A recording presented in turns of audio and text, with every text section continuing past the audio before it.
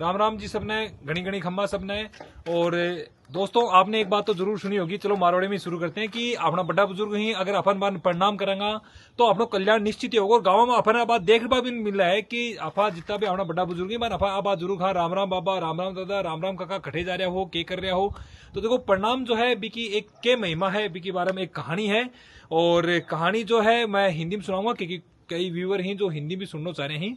तो कहानी का देखो इस तरह से है कि द्वापर युग की बात है, महाभारत का युद्ध चल रहा था जिसके अंदर एक तरफ पांडव सेना थी, एक तरफ कौरवों की सेना थी और बहुत भयंकर युद्ध जो चल रहा था। भीष्म पितामह जो थे वो कौरवों की तरफ से थे और काफी दिनों युद्ध चला, 18 दिन युद्ध चला था। तो एक दिन दुर्योधन जो था वो गुस्से में आके भीष्म पितामह को उल्हाना देता है कि हे भीष्म पितामह, तुम क्या इन पांडवों का वध नहीं कर सकते क्या? तुम क्या इनके ऊपर अपना प्रेम दिखा रहे हो? इस तरह से उन्होंने उल्हाना दिया। तो भीष्म पितामह ने गुस्से में आके कहा कि कल सूर्योदय होने के बाद मैं इन 5 पांडवों का वध कर दूंगा। अब जैसे ये बात अनाउंस होती है, जैसे ये उद्घोषणा उनके मुंह से होती है तो चारों तरफ भय का संचार होने लगता है, आतंक का माहौल बन जाता है। क्योंकि सबको पता है कि भीष्म पितामह है वो बाल ब्रह्मचारी हैं, अगर वो उन्होंने कोई बात कही है तो वो निश्चित ही सत्य होगी क्योंकि वो अपने वचन को तोड़ेंगे नहीं।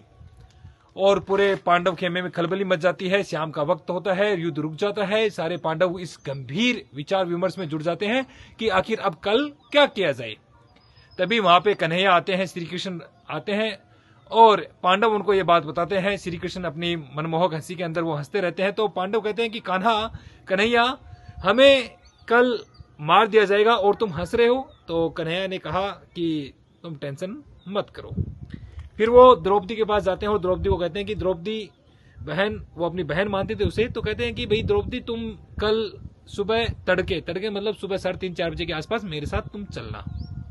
ये बात हो जाती है, सुबह का वक्त होता है, 3:30 बजे, सुबह 3:30 बजे के आसपास का वक्त होता है।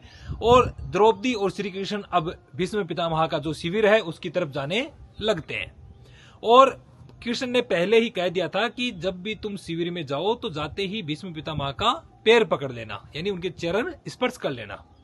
ठीक है, अपना घूंघट है वो हटाना मत, बस इतना काम तुम कर लेना। जैसे वो शिविर के पास जाते हैं तो वहां पे अपनी जो चरण पादुकाएं हैं वो भी बाहर उतार देते हैं और अंदर जाती है द्रौपदी, और द्रौपदी जाके उनके चरण स्पर्श करती है। सुबह का वक्त था, भीष्म पितामह उस वक्त उठे ही थे। उठते उन्होंने ये कहा कि सदा सुहागन रहो, क्योंकि वो लेडीज थी तो उनको लगा कि एक लेडी है तो इसको यही आशीर्वाद सही रहेगा। तो उन्होंने आशीर्वाद दिया सदा सुहागन रहो। जैसे ही सदा सुहागन का आशीर्वाद दिया, द्रौपदी ने अपना वो जो घूंघट था वो हटाया और घूंघट हटाते ही भीष्म पितामह चौंक गए कि द्रौपदी तुम यहाँ।